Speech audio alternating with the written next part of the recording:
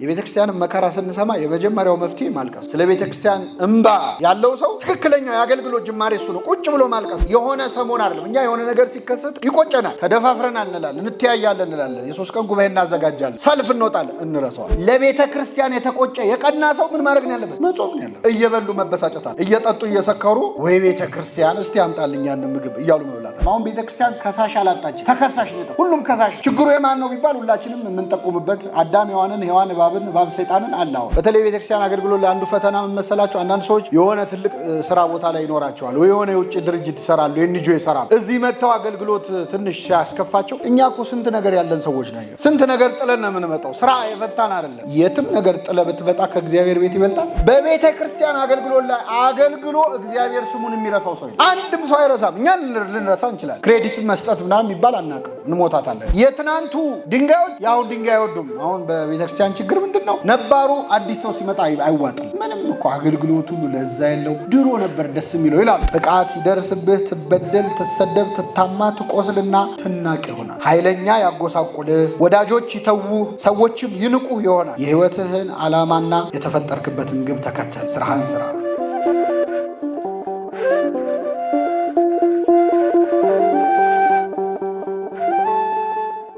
ነህምያ የተባለ በባዕድ ሀገር ይኖር የነበረ አንድ ሰው ስለ ኢየሩሳሌም መፍረስ ተቆርቁሮ እና አዝኖ ጉዞ አድርጎ ወደ ኢየሩሳሌም ተጉዞ በጣም በታላቅ ትጋት በከፍተኛ ፍጥነት የኢየሩሳሌምን ቅጥር እንደሰራና የኢየሩሳሌምን ክብር እንደመለሰ የሚያወራ መጽሐፍ። ይህ ታሪክ እንግዲህ ከተፈጸመ በሺህ የሚቆጠሩ ዓመታት ተቆጥረዋል። ግን አሁን ይህንን ታሪክ መነሻ አድርገን ለመማር ድፍረት የሚሆነን ምንድነው? በዚህ በመጽሐፈ ነህምያ ላይ የተፈጸሙ መጥፎ ነገሮች በሙሉ የተፈጸሙበት ዘመን ላይ ነው ያለነው። በመጽሐፈ ነህምያ ላይ የምናያቸው ክፉ ነገሮች ሁሉ በዘመናችን አሉ። ነህምያ ያደረገውን ግን ማድረግ መቻላቸው እኛ ያቃተን ነህምያ መሆን ነው እንጂ በእኛ ዙሪያ ያሉ ሰዎች በነህምያ ዘመን የነበሩ ክፋቶችን ሁሉ ሰርተው ጨርሰዋል። ስለዚህ ነህምያ ስለ ቅድስት ሀገር ስለ ኢየሩሳሌም ያሳየው መቆርቆርና ያደረገው የአገልግሎት መነሳሳት እና ቁጭት እኛ ጋር እንዲኖር ማድረግ እንግዲህ የዛሬው ትምህርት ዓላማ ነው። ነህምያ ኢየሩሳሌምን ባየ ጊዜ አዘነና አለቀሰ። የኢየሩሳሌምን መፍረስ ባየ ጊዜ አለቀሰ። መድኃኒታችን ኢየሱስ ክርስቶስም ኢየሩሳሌምን ባያት ጊዜ ምን አለላት? አለቀሰላት። ኢየሩሳሌም ኢየሩሳሌም ሆይ ዶሮ ጫጩቶቿን ከቅፎቿ በታች እንድትሰበስብ እኔ እንዳንተ እንድሰበስባችሁ ወደድኩ፣ እናንተ ግን አልወደዳችሁም ብሎ አለቀሰ፣ እንባውን ማፈሰሰ ይላል።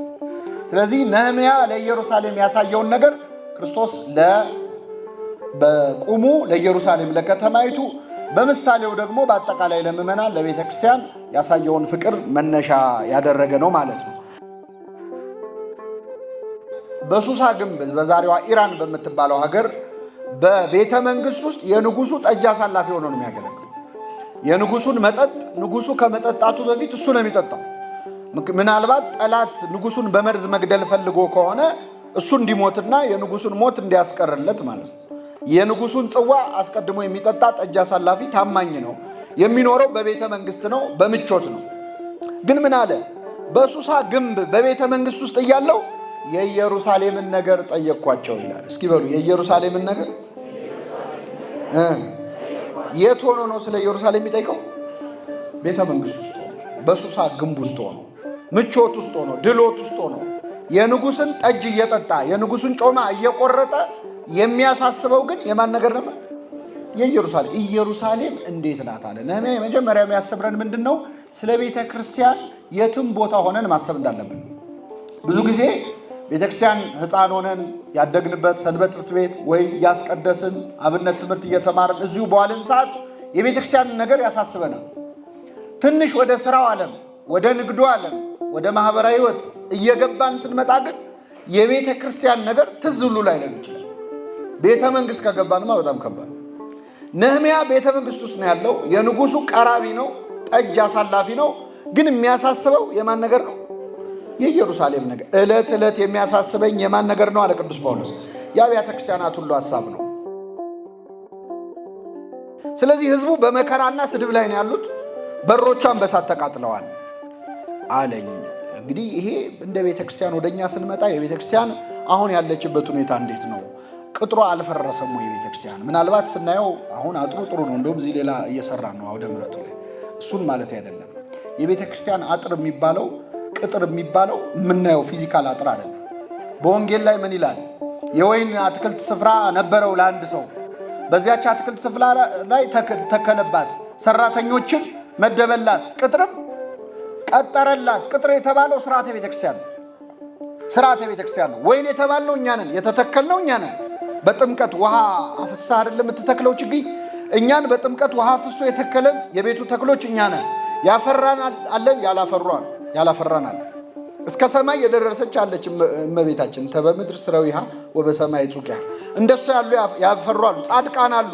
ጻድቅ እንደ ዝግባ ያፈራል እንደተባለ ደግሞ ያላፈራ ነው አለ። ቅጥር የተባለው ስርዓተ ቤተክርስቲያን ነው። የቤተክርስቲያን ስርዓቷ፣ ሃይማኖቷ፣ መጽሐፍቷ፣ ዜማዋ፣ ቅዳሴዋ፣ ጾሙ፣ ጸሎቱ፣ ስርዓቱ በአጠቃላይ መጣስ ሲጀምር፣ መቀዝቀዝ ሲጀምር አሁን ቅጥሯ መፍረስ ጀምሯል ማለት ነው። ብዙ ጊዜ ሰዎች ስርዓተ ቤተክርስቲያን ይጠበቅ ሲባል ወግ አጥባቂነት፣ እንደው በዘመኑ ቋንቋ ማካበድ የሚመስላቸው ሰዎች አሉ። ስርዓተ ቤተክርስቲያን ይጠበቅ የምንለው ስራ ከተጣሰ ቀጥሎ የሚጣሰው ሃይማኖት ነው።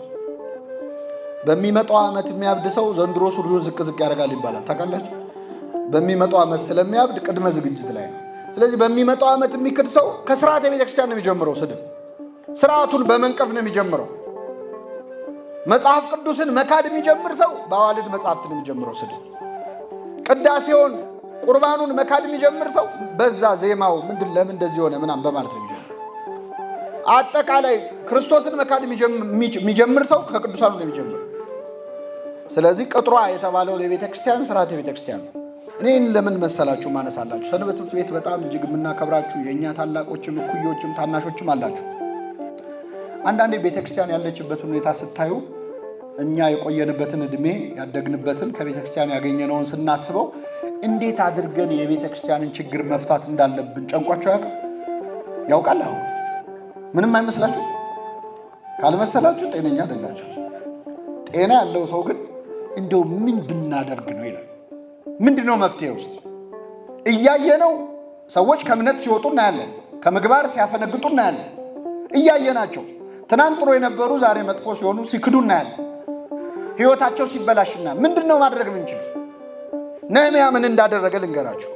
ይህን ቃል በሰማው ጊዜ ተቀምጬ አለቀስኩ ይላል። አያሌ ቀንም አዝን ነበር፣ በሰማይ አምላክ ፊት እጾምና እጸልይ ነበር። የቤተክርስቲያንን መከራ ስንሰማ የመጀመሪያው መፍትሄ ማልቀስ። ስለ ቤተክርስቲያን እንባ ያለው ሰው ትክክለኛው የአገልግሎት ጅማሬ እሱ ነው። ቁጭ ብሎ ማልቀስ ነው።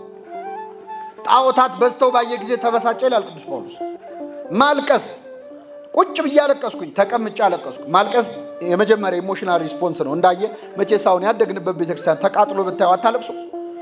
ታለቅሳለ። ግን ለቅሶ ብቻ በቂ አይደለም። አያሌ ቀን አዝን ነበር ይላል። አያሌ ቀን ማለት ምን ማለት? ለብዙ ቀን፣ የሆነ ሰሞን አይደለም። እኛ የሆነ ነገር ሲከሰት ይቆጨናል፣ ተደፋፍረናል እንላለን፣ እንተያያለን እንላለን፣ የ3 ቀን ጉባኤ እናዘጋጃለን፣ ሰልፍ እንወጣለን፣ እንረሳዋለን። ነህምያ ግን ምን አረገ? አለቀስኩኝ። ከዛ ምን አልኩ? አያሌ ቀን አዝን ነበር። ከዛስ በሰማይ አምላክ ፊት እጾምና እጸልይ ነበር። 3ኛው ጾም ነው። 4ኛው ጸሎት። ጾም መፍትሄ ነው። የቤተ ክርስቲያን ጉዳይ ከቆጨ ጾም። ነቢየ እግዚአብሔር ዳዊት ዛሬ ምኩራብ ነው አይደል? ምኩራብ ነው አይደል? ምንድነው የተሰበከው ምስባክ? እስመ ቅናተ ቤትከ በልዓኒ፣ የቤት ቅናት በልታኛለች። ትዕይርቶሙ ለለይት ኤየሩከ ወድቀ ላዕሌየ፣ የሚሰድቡ ስድብ በላይ ወደቀ። ከዛስ ወቀጻይክዋ በጾም ለነፍሴ፣ ነፍሴን በጾም አስመረርኳት ነው። ለቤተ ክርስቲያን የተቆጨ የቀና ሰው ምን ማድረግ ነው ያለበት? መጾም ነው ያለበት። እየበሉ መበሳጨት አለ፣ እየጠጡ እየሰከሩ ወይ ቤተ ክርስቲያን እስቲ አምጣልኝ ያን ምግብ እያሉ መብላት አለ። ጾም ይላል። ጾም መፍትሄ አይመስለንም። አሁን እኛ በነገራችን ላይ መንፈሳዊ መፍትሄ ውጤት የሚያመጣ ስለማይመስለን ነው ችግሮች። መንፈሳዊ ችግር በስጋዊ መንገድ እንዲፈታ ነው የምንፈልገው። እግዚአብሔር እንዲፈታው ራሱ የመጠየቅ ምክድ የለም። እዚህ ካላችሁ መካከል ለአገልግሎት ብሎ ከስራ ፈቃድ የወሰደ ሰው አለ? ለአገልግሎት ብሎ 12 ዓመቱ ይቅርብን 12 ሰዓት ፈቃድ እንወስዳለን። ለንግስ ለጥምቀት አላለ፣ እሱን እንወስዳለን። ለክብረ በዓል አይደለም፣ ለስራ ብለን። ቤተ ክርስቲያን ከቤተ መንግስት ፈቃድ ጠይቀ የምታገለግላት ናት። በነገራችን የቤተ ክርስቲያን አገልግሎት ቤተ መንግስት ካለ ስልጣን በላይ ነው። የትም ቦታ ምንም ፖዚሽን ቢኖርህ እዚህ መጥተህ የምትጠርገው መጥረግ ሌላ ቦታ ካለ ከማንኛውም ስራ ይበልጣል አይበልጥም? ይበልጣል። ቤተ መንግስት ይሄ ነዋ፣ የሰማይ ደጅ እኮ ነች። እዚህ ቤተ ክርስቲያን ውስጥ በር ደጅ የሚጠርጉ ሰዎች ከሚኒስትሮች በላይ ናቸው። በእኛ የትም ቦታ ካለ ስልጣን ቤተ እግዚአብሔር መጥቶ መጣል መረጥኩን ያለው አይደል ነብይ እግዚአብሔር ላይ እዚህ የወደቁ ሰዎች ሌላ ቦታ ከተነሱ ሰዎች ይሻላል። ምክንያቱም ይህ የሰማይ ደጅ ነው፣ ይህ የእግዚአብሔር ቤት ነው። እኛ ብዙ ጊዜ አገልግሎታችን የማይሰምረው ሳንሰራ እናወራለን። ከኔ ጋር ናችሁ? ሳንሰራ በፊት ቀድመን እናወራለን።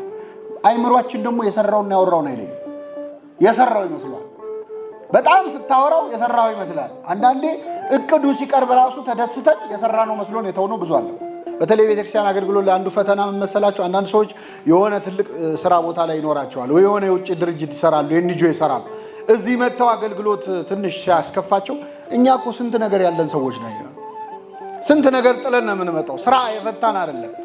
የትም ነገር ጥለ ብትመጣ ከእግዚአብሔር ቤት ይበልጣል አይበልጥም?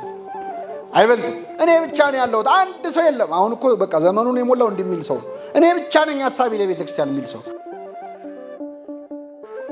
በቤተ ክርስቲያን አገልግሎት ላይ አገልግሎ እግዚአብሔር ስሙን የሚረሳው ሰው አንድም ሰው አይረሳም። እኛ ልንረሳ እንችላለን። ክሬዲት መስጠት ምናምን የሚባል አናውቅም፣ እንሞታታለን እንጂ እገሌ ነው ይህን ሐሳብ ያደረገው፣ ይህንን የሰራው የለፋው የደከመችው ገሊት ናት፣ እንደው እግዚአብሔር ድካሟን ይባርክላት አንልም። ሐዋርያቱ እንደዛ ነው፣ እኛ ግን አናረግ። ያደረጋችሁትን ስራ ለስሙም ያሳያችሁትን ፍቅር ይረሳ ዘንድ እግዚአብሔር አመፀኛ አይደለም ይላል። እግዚአብሔር አገልግሎታችንን አይርሳብን። የትናንቱ ድንጋዮችን ሳንነቅል ስራ መስራት የምንችል አይመስለን። ድንጋይ ስላችሁ ስለ ድንጋይ እያወራሁ አይደለም። የትናንቱ ድንጋዮች የአሁን ድንጋይ አይወዱም። አሁን በቤተክርስቲያን ችግር ምንድን ነው? ነባሩ አዲስ ሰው ሲመጣ አይዋጥለት። ምንም እኮ አገልግሎት ሁሉ ለዛ ያለው ድሮ ነበር ደስ የሚለው ይላሉ ነባሮቹ። ትንሽ የቆየነው ሰዎች አሁን ያለው ሰው አይጥመን፣ አሁን ያለው ሰው ደግሞ የድሮቹ አይጥሙት። አሁን ነው አገልግሎት የተጀመረ የሚመስለን ሁላችን። ስብከት አሁን የተጀመረው፣ መዝሙር አሁን ነው። ትናንት ምን ነበረ እንላለን። ሁለቱም ተሳስተዋል። የድሮቹ የአሁኑን መናቃቸው ልክ አይደለም። ድሮ ቀረ የምትሉ ሰዎች ተጠንቀቁ። ድሮ ቀረ ለክርስትና የሆነው ክርስቶስ ምንድን ያለው? እስከ ዓለም ፍጻሜ ድረስ ከማን ጋር ነው? እስከ መቼ? የሚገርማችሁ አሁን ተሰርቶ እኮ አንችልም፣ ልንሰራው አንችልም። ውስጥ ሆኖ ደግሞ ችግር የሚያወራ ሰዋል። ይህን ሁሉ ፈተና ተቋቁሞ ነህምያ ቤተ መቅደሱን ጨረሰ። የነህምያን ኃይል ያደለን። ስራህን ስራ። ዋሾች ይዋሹ፣ ጠበኞች ይጣሉ፣ ማህበሮች ይወስኑ፣ ደራሲዎች ይድረሱ፣ ሰይጣንም የፈለገውን ያድርግ። አንተ ግን ምንም ነገር እግዚአብሔር የሰጠህን ሥራ ከመፈጸም እንዳያግድህ ተጠንቀቅ። ገንዘብ እንድታተርፍ አልተላክም፣ እንድትበለጽግም አልታዘዝክም። ለክብርህ ተከላከል ብሎ አልነገረህም። ሰይጣንና አገልጋዮቹ የሚነዙትን የሐሰት ወሬ እንድታስተባብል አልተጠየቅም። እነዚህን ሁሉ ነገሮች ብታደርግ ሌላ ስራ ልትሰራ ትችል።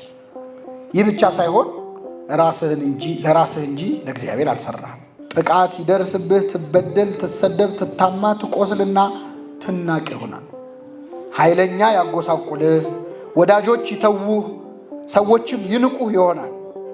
አንተ ግን በጸና ውሳኔ፣ በማያወላውል ቅናት በመጨረሻ ላይ ጸንተህ የሰጠኸኝን ሥራ ፈጸምኩ፣ ሃይማኖትንም ጠበቅኩ ለማለት እስክትችል ድረስ የሕይወትህን ዓላማና የተፈጠርክበትን ግብ ተከተል። ስራህን ስራ። ወስብሐት ለእግዚአብሔር።